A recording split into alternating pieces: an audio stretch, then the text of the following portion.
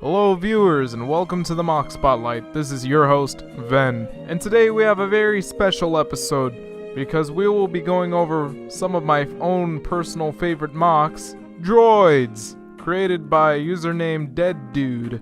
The Droyds are a series of mini M.O.Cs, and I figure that since they are all so small, why should I just stop at one when there's an apparent Droyd Universe to explore? So for this episode, I will be going over the different types of droids that deaddude has created, but I will be focusing on the original droid model itself. And of course, my method of reviewing will continue to be based on a point system involving three fundamental attributes: the overall appearance of the M.O.C, the build of the M.O.C itself, and the concept and ideas behind the M.O.C. I've decided that in light of the new year, I might as well change up the system a little bit. Each quality will amount up to 5 points, and all of the points will be issued at the very end of the review. And remember, this will all be my opinion. So let's get started, shall we? Now, as I said earlier, I will be looking at the original Droid M.O.C itself, and I'm going to kick this off by doing so. And I will do so from a first-hand perspective. Now, how will I be able to do this? Because deaddude actually uploaded instructions on how to build these little guys. So I went about building the droid soldier itself. Hey, look, it's my hands. Now, first thing I want to mention, this guy, very tiny, fits in the palm of my hand very easily. In fact, I can crush him like some sort of evil supervillain. Now, in fact, just to show off how small he is, I'm gonna just place the protector of fire here right next to him. As you can see, protector fire doesn't even fit in the shot that I had set up for the droid. So yeah, he's really tiny. Isn't that adorable? He's like a robo-midget. Anyway, he's got some fairly chibi-esque proportions, you know, small body, big head. Well, the body isn't that small. I'd say his proportions are fairly evened out. His legs are about as long as his arms, if his arms weren't forever bent at a 90-degree angle. This guy looks very cool and kind of cute, dare I say it. The colors are a little bland. You know, we have silver for the helmet and this armor on the chest and the feet. And on his arms and legs, there's gray. On his neck, there's gray. Under his helmet, there's gray. And then here on the torso, we have some Metru green, which, you know, isn't the brightest or most exciting color. And then for his eyes, they're like this dark trans blue. The colors on this little guy are fairly desaturated, but I would actually argue that these colors kind of work simply because they look very consistent. You know, he has the silver and gray pretty much all over the place, but, you know, his arms are lacking any silver, whereas his legs, they have silver on his feet. And then the green is pretty much exclusive to his torso. You don't see the green anywhere else. It probably... I'm not sure how I feel about that, because I think it works pretty okay just to have the green on the torso.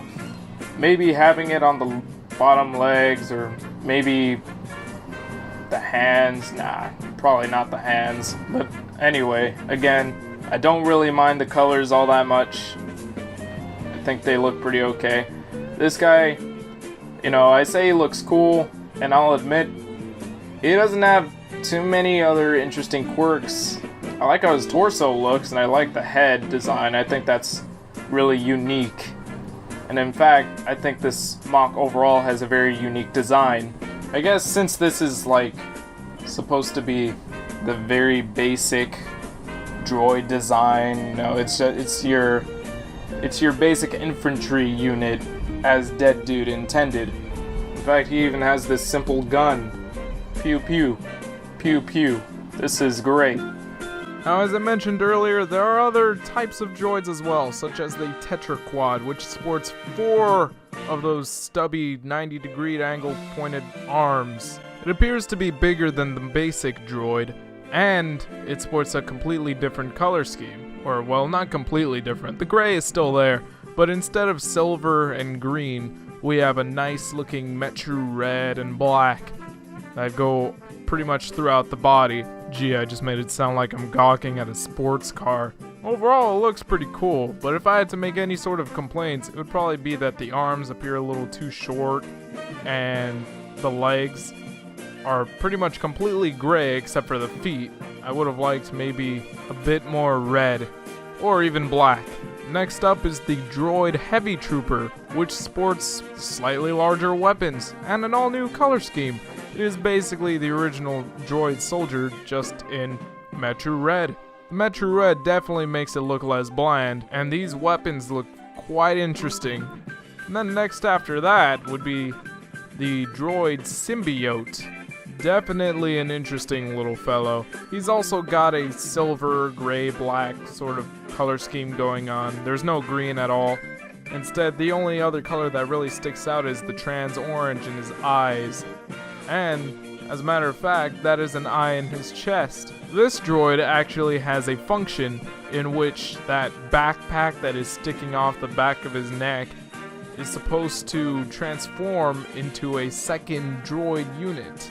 It separates into a small tripod droid-headed creature, and it looks pretty cool, but I think the black limbs probably would look better if there was more black on the creature itself, or if they were switched out with silver.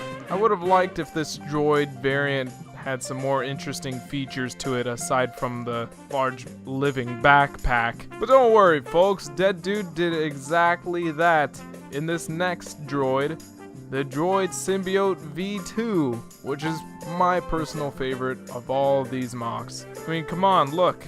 He's all beefed up. He's got these machine guns for arms. He's just overall big and bulky, and it looks really cool. It shares the same color scheme as the other symbiote model, but this one sports a bit more silver, as you can see in the legs and even in the arms. When this variant is split up into two units, the little spider thing hasn't really changed much, but it's the body that's really the big change here.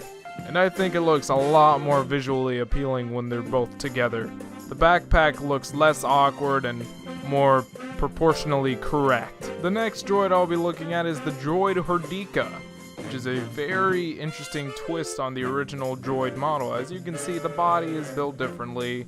His feet are turned around the other way. He has this large claw sticking out of his right hand, and his head design's completely different too. This is supposedly what a basic droid unit would look like when it is infected by Visorak venom. I like how deaddude designed the arms to be asymmetrical to capture that Hordika sort of look. But I gotta say, that head seems a bit odd, especially looking at it from the side where you can see how big it is. I'm not sure how I feel about the big spike sticking out in the back of it. Overall, it's pretty alright looking.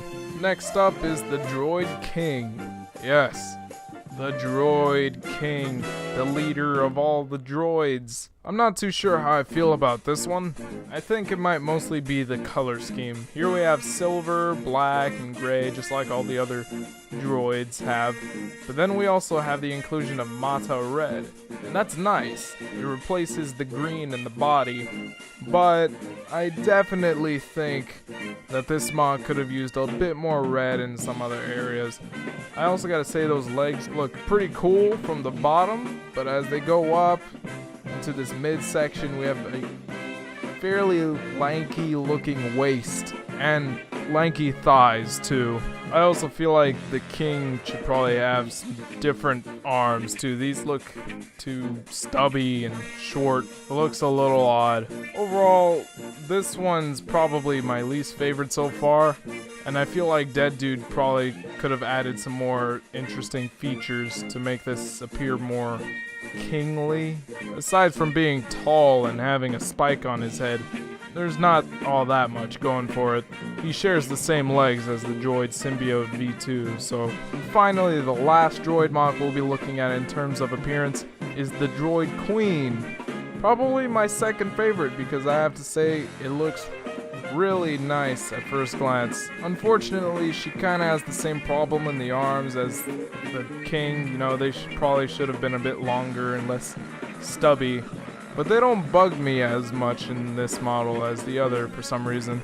Her color scheme's also, you know, typical droid colors, silver, gray, black. But instead of the green in her body, she has keep orange, or bright orange, however you want to identify it. And it's a nice color to add, but I think the only problem is she doesn't have enough of it. I think the inclusion of that bright orange or Keat orange, whatever, I'm just gonna call it Keat orange. I think the inclusion of that in the legs probably would have helped. And wow, those legs are actually pretty cool.